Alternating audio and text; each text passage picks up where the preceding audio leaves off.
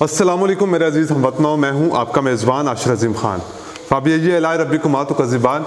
मेरा नबी पाक सल्लल्लाहु अलैहि वसल्लम और उनकी आल पर लाखों करोड़ों दुरूद सलाम। नाज़रीन, इस्लामाबाद के इलाके में जहाँ पे इस मुल्क की जो वफाकी हुकूमत है, उसकी हुकूमत जो है वो सिर्फ 24 किलोमीटर तक महदूद है। और ये इतनी अहल हुकूमत है कि उस 24 किलोमीटर के एरिए को दहशतगर्दी से महफूज नहीं कर पा रहे। यहाँ तक कि इस मुल्क का जो कैपिटल है, जहाँ पर दूसरे बैरून मुमालिक सरमायाकारी करते हैं, ये उस मुल्क को, उस शहर को नहीं बचा पा रहे। और सिर्फ 24 किलोमीटर तक की हुकूमत है। और ये कहते हैं कि हम पाकिस्तान की मईशत को ठीक कर देंगे। पाकिस्तान की मईशत का ये हाल है कि IMF ने आज नए मुज़ाकरात अपनी इस हुकूमत के सामने रख दिए हैं। उन्होंने कहा जी कि क्योंकि वज़ारत ख़ज़ाना की तरफ से ये लेटर जारी किया गया था कि पेट्रोलियम लेवी के अंदर तकरीबन 300 अरब रुपए का शॉर्टफॉल है, जबकि दूसरी तरफ ये सुनते ही IMF ने उनसे तमाम वो प्लानिंग मांग ली है कि जो ये 800 अरब रुपए की आपने लेवी लगानी थी, उस गैप को पूरा करने के लिए आपने कौन से इक़दाम उठाने हैं, कहाँ से ये आप 800 अरब रुपया पूरा करेंगे। लेकिन इस हुकूमत के पास कोई जवाब नहीं है। जवाब होगा भी क्यों? क्योंकि ये बहुत ही अहल हुकूमत है। तो अहल हुकूमत ऐसी करती है।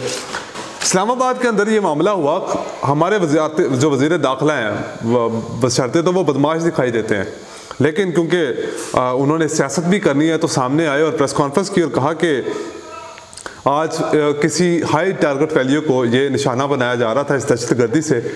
और यानी कि बाद में ये सारी मालूमात उनको 1 घंटे के अंदर मिल गई, लेकिन इस मामले के होने से पहले उनको कुछ भी पता नहीं चला। कोई IB की रिपोर्ट नहीं उनके पास आई, किसी एजेंसी ने, इंटेलिजेंस एजेंसी ने उनको नहीं बताया। मामूल का उनका कहना था कि मामूल का एक पुलिस चेकिंग कर रही थी और हमें एक गाड़ी मशकूक लगी। उस मशकूक गाड़ी के अंदर हमने जब उनकी तरफ 2 एहलकार गए और एक जो ज़ख्मी हुआ है और जो शहीद हुए हैं, वो जब उनको चेक करने के लिए गए तो उन्होंने अचानक जो है वो बॉम्ब ब्लास्ट कर दिया। ये है इस मुल्क की सूरत हाल के पाकिस्तान का कैपिटल, पाकिस्तान का वो शहर जिसको खूबसूरती का शहर कहा जाता है, और वहाँ पे 24 किलोमीटर तक की महदूद हुकूमत, ये जो पूरा मुल्क चलाना चाहते हैं, ये इस्लामाबाद को महफूज नहीं बना सकते।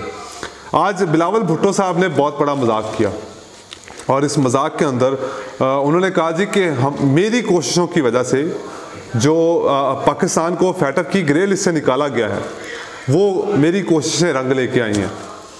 यानी कि जब पाकिस्तान तहरीक-ए-इंसाफ एस्टैब्लिशमेंट के साथ मिलकर असम्बली के अंदर कानून लागू कर रही थी पाकिस्तान को फैटक की ग्रे लिस्ट से निकालने के लिए, तब ये बंदा पतली गली से होता हुआ असम्बली से बाहर निकल गया था।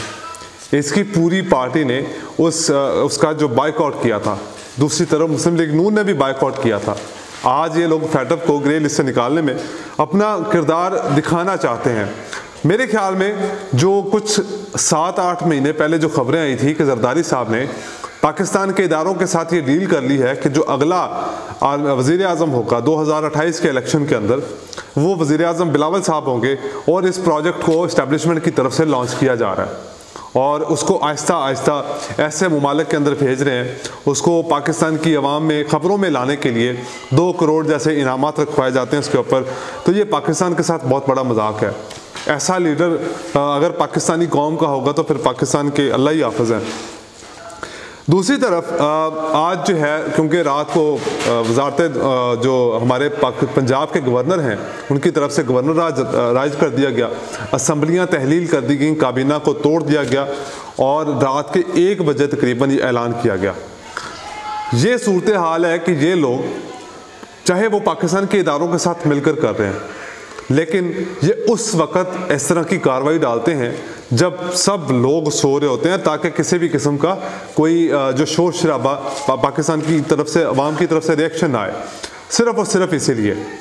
लेकिन परवेज़ इलाही साहब, क्योंकि जिनको डी नोटिफाई किया गया था, वो हाई कोर्ट में गए, लाहौर हाई कोर्ट के अंदर। वहाँ पर पहले उनकी जो लार्जर बेंच बना समात के लिए, लेकिन वो फिर बेंच जो टूट गया, उसमें जो जस्टिस आबिद शेख साहब थे, जस्टिस चौधरी मोहम्मद इकबाल साहब थे, जस्टिस तारिक साहब थे, सलीम शेख साहब थे और जस्टिस फ़ारूक हैदर साहब थे।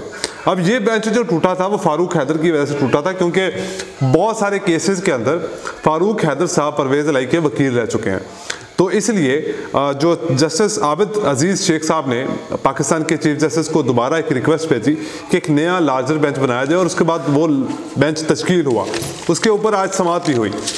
लेकिन उस समाअत में क्या कुछ हुआ, उससे पहले मैं आपको ये बताता हूँ कि आज पंजाब असम्बली में क्या कुछ हुआ। पंजाब असम्बली का आज इजलास शुरू हुआ। ऐवान में तकरीबन 264 अरकान मौजूद थे, जिसमें से 149 अरकान पाकिस्तान तहरीक इंसाफ और काफ लीग के थे, और 115 अरकान तमाम PDM जमातों के थे। वहाँ पर हंगामा आराई हुई। ये लोग हमारे मसाइल हल करने के लिए असम्बली के अंदर जाते हैं, लेकिन वहाँ पर एक दूसरे की चोरी को सिर्फ और सिर्फ सियासत करने के लिए वहाँ पर इजलास बुलाए जाते हैं। इजलास के अंदर या कोई भी कौमी असम्बली है, चाहे वो नेशनल असम्बली है, उसके अंदर आवाम के मसाइल के ऊपर बात होनी चाहिए। वहाँ पर आवाम के मसाइल के ऊपर बात कम होती है, बल्कि एक दूसरे के ऊपर ज़्यादा इल्ज़ामात लगाए जाते हैं। ये सूरत हाल है हमारे सियासतदानों की, तो ये मुल्क कैसे संवरेगा। खैर, जब दूसरी तरफ जो है वो आज पंजाब असम्बली के अंदर करारदाद मंजूर की गई गवर्नर के इस इक़दाम के ख़िलाफ़, कि जो गवर्नर ने ये जो इक़दाम किया वो गैर कानूनी था, और उसके अंदर जो है इन्होंने करारदाद मंजूर की। फिर चौधरी परवेज़ इलाही साहब ने वहाँ पे खिताब भी किया, और ख़िताब में उन्होंने कहा कि जी हमारी अपोजिशन जितनी मर्ज़ी कोशिशें कर ले, ये इस इत्तेहाद को तोड़ नहीं सकते, इस असम्बली को तोड़ नहीं सकते। हम लोग इस हुकूमत को ख़त्म नहीं होने देंगे, चाहे और जब हम चाहेंगे असम्बलियाँ तहलील करेंगे। और इसके ऊपर आज जब समाअत हुई, समाअत के अंदर भी जस्टिस जो अजीज़ जस्टिस जो थे, उन्होंने काफ़ी ज़्यादा सवालात भी पूछे इसके ऊपर। वो सारी समाअत का अहवाल मैं आपके सामने रख देता हूँ। उन्होंने कहा जी कि इससे कबल बैरिस्टर अली जफ़र ने दलाइल देते हुए कहा कि अभी तक अंडरटेकिंग देने के लिए वक्त दरकार है। अदालत वज़ीर आला को बहाल करके खुद असम्बली तहलील हुक्म ना करने का हुक्म दे सकती है। इस पर अदालत ने कहा कि ऐसे तो अदालत अबूरी रिलीफ नहीं दे सकेगी। जस्टिस आसिम हफीज़ ने कहा कि हम वज़ीर आला के असम्बली तहलील के आइनी इख्तियार पर कैसे रोक लगा सकते हैं। यानी कि अदालत के अंदर भी ये सवाल पूछा जा रहा है कि वज़ीर आला के पास जब इख्तियार है, जब वो उस पार्टी का या उस जो अरकान असम्बली का लीडर है, उसके इख्तियार को कैसे कोई भी अदालत रोक सकती है, जब आइन के अंदर लिखा हुआ है। और अगर यह हुकूमत इलेक्शन करवाना चाहती है तो फिर उनको असम्बलियाँ तहलील होने दें। अगर खुद असम्बलियाँ तहलील करनी थी तो उनको करने देते। सिर्फ मामलात यहाँ पर ये थे कि इस बात को डिले करना चाह रहे थे ये लोग, कि इस मामले को जितना जल्दी हो सके डिले किया जाए। और डिले किस तरह से करना है कि ये सूरत हाल बनेगी इस वक्त, क्योंकि ये मामला हाई कोर्ट के अंदर चला गया है। 25 दिसंबर को तमाम जज साहिबान जो है वो छुट्टियों पर चले जाएंगे, 5 जनवरी को वापस आएंगे, और तकरीबन हुकूमत को 10 दिन मज़ीद टाइम मिल जाएगा। और टाइम मिलने के बाद इस केस को अदालत के अंदर इसी तरह घसीटा जाएगा और एक लंबा अरसा जो है वो हासिल किया जाएगा, ताकि पाकिस्तान तहरीक इंसाफ जो है वो असम्बलियाँ तहलील ना कर सके। यहाँ पर इमरान खान साहब ने सियासी कार्ड बहुत अच्छा खेला था। उनकी तरफ से ये था कि अगर, क्योंकि गवर्नर आइन में तो ये है कि गवर्नर जो है वो इजलास नहीं बुला सकता। अब गवर्नर ने स्पीकर को हटाने की बजाय वज़ीर आला को हटाने के जो है वो नोटिफिकेशन जारी कर दिया, जबकि गवर्नर की बात जो थी वो स्पीकर ने नहीं मानी, क्योंकि स्पीकर इजलास बुलाता तो वज़ीर आला वोटिंग करवाते, अदम एतमाद का वोट होता। ऐसे हवा में तो वोट नहीं लिया जा सकता था, या सड़क पे खड़े होके वज़ीर आला साहब कहते कि जनाब आए हमें वोट दें। तो ऐसे तो अब हमजा शहबाज को तो CM नहीं ना बनाना, वो मैरियट होटल के अंदर जाकर अपनी वोटिंग करवा लेते हैं और CM बनकर बैठ जाते हैं, तब हमारी अदालतें खामोश रहती हैं। तो ऐसे नहीं होता, एक पूरे कानून की प्रोसीडिंग होती है, उसके बाद ये सारे मामला देखे जाते हैं। लेकिन हमारा मुल्क है, पाकिस्तान है, या कुछ भी हो सकता है, या किसी को भी मारा जा सकता है, किसी का भी नाम ख़त्म किया जा सकता है, सियासत ख़त्म की जा सकती है, किसी भी अमीर इंसान को इंसाफ मिल सकता है और चंद घंटों के अंदर मिल सकता है। आज के लिए इतना ही, मुझे दीजिए इजाज़त। अल्लाह हाफ़िज़।